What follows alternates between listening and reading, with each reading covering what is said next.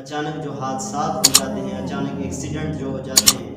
ان کے حوالے سے نبی علیہ الصلوۃ والسلام نے ایک بہترین وظائف بتلائی ہے۔ نبی علیہ الصلوۃ والسلام فرماتے ہیں جو شخص صبح شام 3 مرتبہ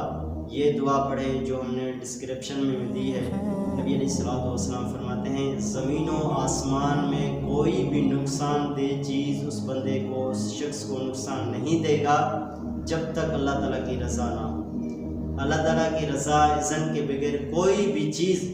اس بندے کو، اس شخص کو نقصان نہیں دے سکتا جو اس وظائف پر ایسا سمجھو کہ